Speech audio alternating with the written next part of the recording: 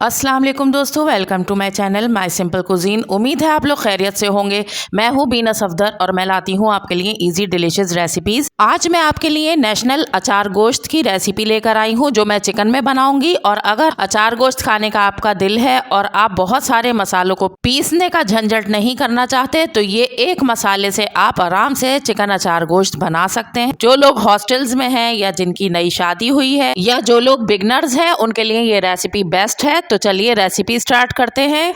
यहाँ पर मैंने नेशनल कराची ख़ास अचार गोश्त मसाले का एक पैकेट ले लिया है और ये तकरीबन 45 ग्राम्स का है और 1 किलो मीट के लिए है, या तो चिकन, मटन या बीफ जिसमें भी आप बनाना चाहें। और इसमें जितनी भी इंस्ट्रक्शंस हैं पैकेट पर लिखी हुई हैं और तमाम क्वांटिटी भी इंग्रेडिएंट्स जो आपने इसमें डालने हैं वो पैकेट पर मौजूद है। तो मैं आज वैसे ही बनाऊंगी जैसे इसमें इंस्ट्रक्शंस हैं। पैकेट में से जो मसाला निकलता है इसमें से 2 टेबल स्पून मसाला अलग कर लिया है और एक बोल में डाल लिया है। बाकी जो मसाला पैकेट में है इससे हम कुकिंग करेंगे।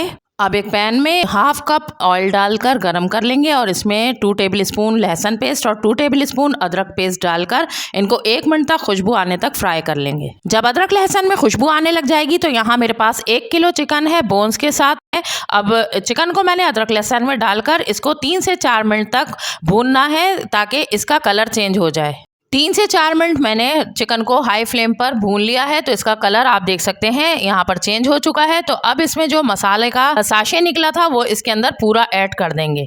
मसालों को चिकन के साथ 1 मिनट के लिए भून लेंगे ताकि मसाले का कच्चापन दूर हो जाए। और इसके बाद इसमें आधा किलो फेंटा हुआ दही ऐड कर देंगे। दही को चिकन में मिक्स करेंगे और दही का पानी ड्राई होने तक हम इसको हाई फ्लेम पर भून लेंगे। जब तक यहाँ पर दही का पानी ड्राई हो रहा है यहाँ पर मैंने हरी मिर्चें ले ली है बड़ी वाली 7 से 8 और जो मसाला हमने 2 टेबल स्पून बचा कर रखा था वो ले लिया है। अब एक लेमन लेकर इसको हम मसाले में निचोड़ देंगे अच्छी तरह से। और लेमन काफी बड़े साइज का है तो अच्छा खासा इसका जूस निकल आया है। मसाले में लेमन मिक्स करके इसका एक पेस्ट बना लिया है। अब यहाँ देखें ये हरी मिर्चों में मैंने बीज से कट लगा के इनके बीज रिमूव कर दिए हैं और इसी तरह से सारी मिर्चों के मैंने बीज रिमूव कर दिए हैं। अब थोड़ा थोड़ा मसाला लेकर इन मिर्चों में भरेंगे। बहुत ज्यादा मसाला इनमें से नहीं भरना कि इनमें से बाहर आने लगे, बस थोड़ा थोड़ा सा मसाला हमने इनमें भरना है। अब यहाँ सारी मिर्चों में मैंने मसाला भर लिया है और थोड़ा सा मसाला बच गया है, इसको मैं बाद में यूज करूंगी। दही का पानी ड्राई हो गया है और इसकी तरी ऊपर आ गई है। अब मैं 1/2 कप पानी ऐड करूंगी और इसको कवर करके चिकन के गल जाने तक इसको लो फ्लेम करके 15 से 20 मिनट पकाऊंगी। जब तक चिकन गल रही है यहाँ पर एक पैन में मैंने 1/2 कप ऑयल डालकर गरम कर लिया है और इसमें आधा किलो टमाटर है मेरे पास, उनको मैंने पीस कर एक पेस्ट बना लिया है। इनको मैंने ऑयल में शामिल कर दिया है। और अब जो मसाला हमारे पास बचा हुआ था जो मिर्चों के भरने के बाद बचा था वो इसमें शामिल करके अब टमाटरों के साथ इस मसाले को बहुत अच्छी तरह से भून लेंगे यहाँ तक कि टमाटर का पानी ड्राई हो जाए। 2-3 मिनट के बाद टमाटर अच्छी तरह से भुन गए हैं और इनका ऑयल ऊपर आ गया है तो अब फ्लेम को ऑफ करेंगे और इन टमाटरों को एक तरफ रखेंगे। यहाँ पर 20 मिनट पकाने के बाद मैंने चिकन को खोल लिया है तो इसमें थोड़ा पानी बाकी है। अब चिकन को देखते हैं तो ये देखिए कितनी आसानी से ये टूट रही है। तो अब हम इसमें टमाटर शामिल कर देंगे जो भून कर रखे थे और टमाटरों के साथ इस चिकन को हम भूनेंगे अच्छी तरह से टमाटर का पानी ड्राई होने तक। और यहाँ देखिए कितना अच्छा सा कलर आता जा रहा है चिकन में। 3 से 4 मिनट के बाद आप देखिए मसाला कितना अच्छा सा भुन चुका है और कितना दरदरा सा हो गया है।